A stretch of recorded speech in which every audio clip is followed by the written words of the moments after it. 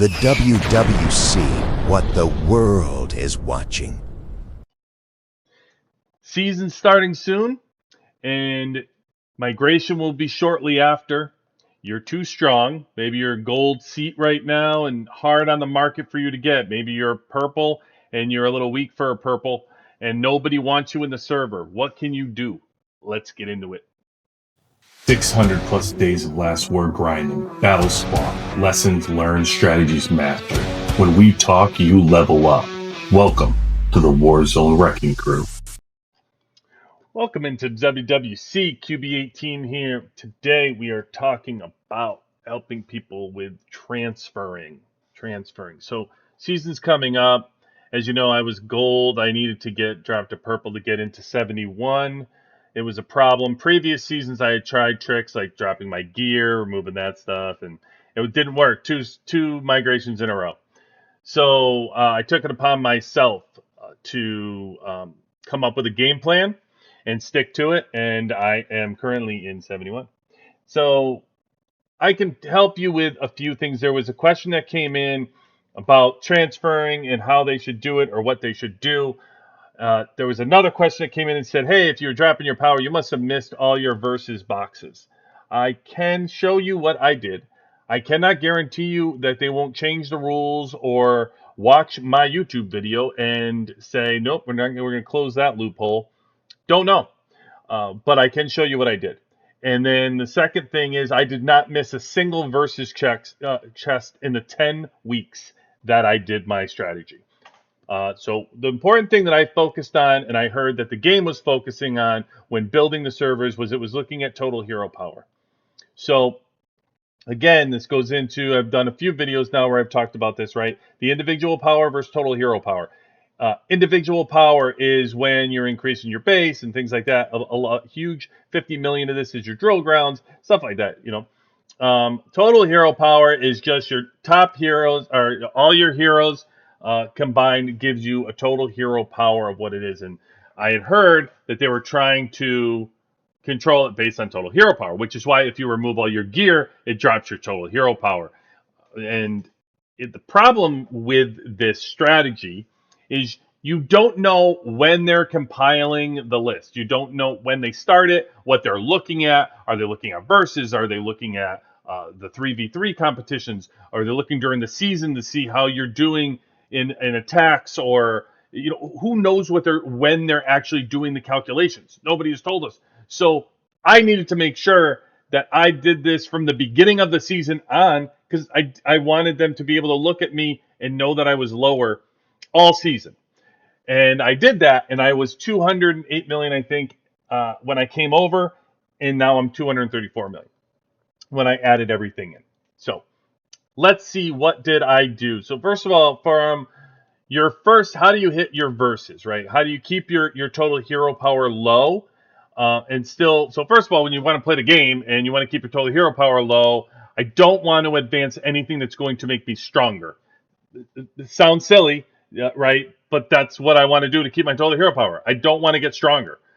So what does that mean for what I want to do for points to hit versus?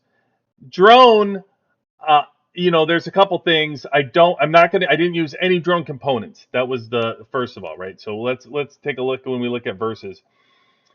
Stamina, okay, but radar tests are where you can make a bunch of points in. And then for drones, I would do maybe one drone completion here. I would add one upgrade bar every time. And it comes pretty close, maybe 2 upgrade bars to get full versus points. So I would be able to do that and hardly move in 10 weeks. I was only, maybe my drone went up a couple levels in order to hit my chest. Experience can be used on day one, and I use some of that on my weaker heroes. So anytime I used experience, it was on a weaker hero, you know, down here, which is why when we look at my heroes, you'll see originally they were 150, and then they started to be, you know, 175 down up here, but 155, 158, 155, 156, because I was chipping away just to gain the points when I needed it. as we went. And my heroes, when you go from 155 to 156, it's actually a lot of experience you use. So I wasn't raising my other heroes, by the way. Most of my heroes stayed at 150 through the season. I became headquarters 35 and upped my number one team to 175, but all the other teams I left at 150. I did not upgrade them until I moved and migrated over. So that kept my power low because the only people that I was actually upgrading for power was, you know, really, really people that didn't matter, are the heroes that didn't matter. So that would be the first thing. The second thing for building purposes. So when you're building, how do you build for 10 weeks and not add a ton and not add hero power, right? You upgrade your mines until they're level 30, like nobody else does. The only time you would ever upgrade your mines past probably level 26. But it allowed me to upgrade every single one of my mines to 30 because I did not want to upgrade anything with power. I upgraded things like the drone parts workshop, which I don't need to go past level 20. But now I'm at level 28. I didn't need that, but I needed it for the points for building day. So your components chests, my component factory to level 30. My chip lab got up to 28. My gear factory is at 26. These are all things that I was able to increase.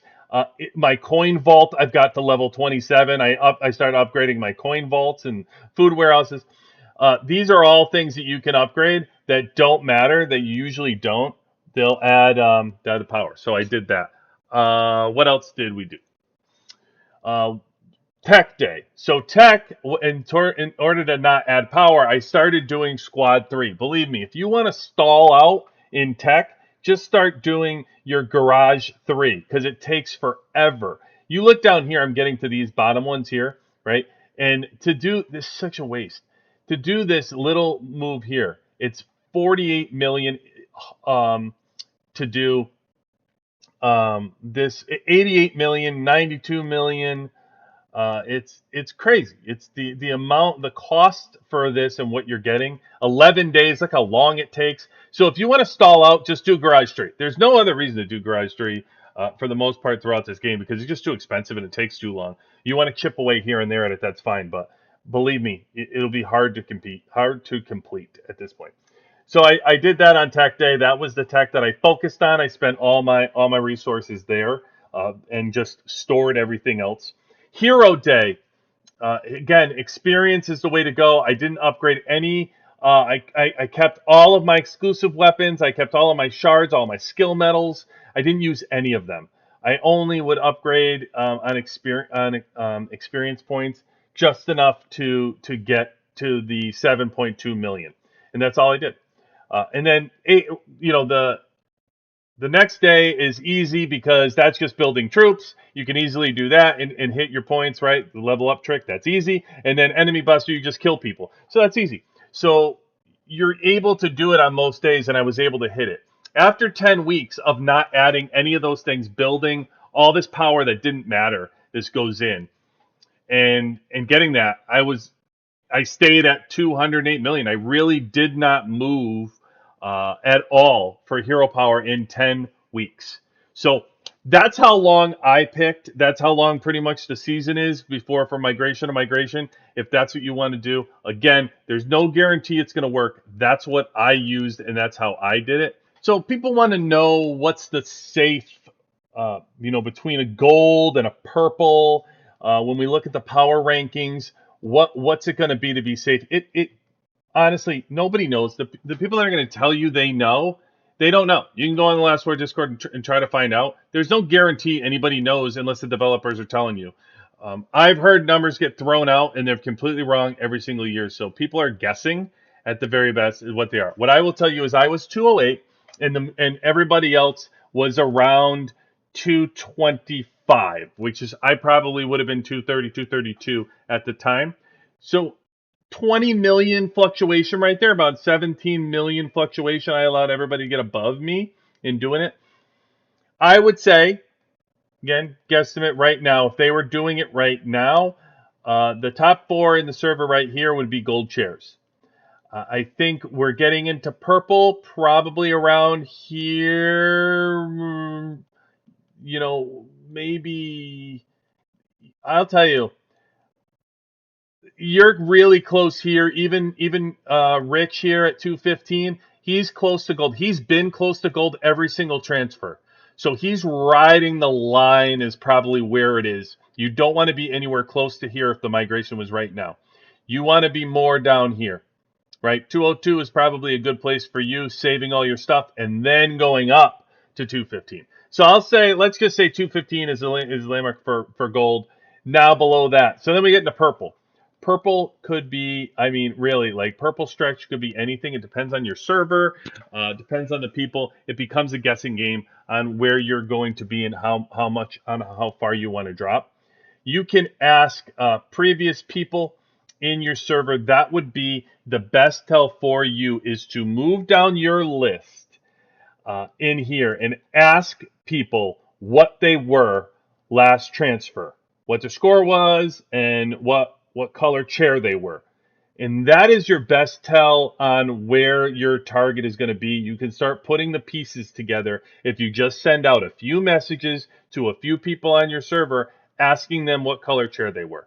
That would be my advice and your best bet as far as trying to figure it out. And then Total Hero Power, don't open anything up. See if it works. Hopefully it does. I'm with you. Any questions? Let me know if I can help in any other way. Other than that, QB18 out.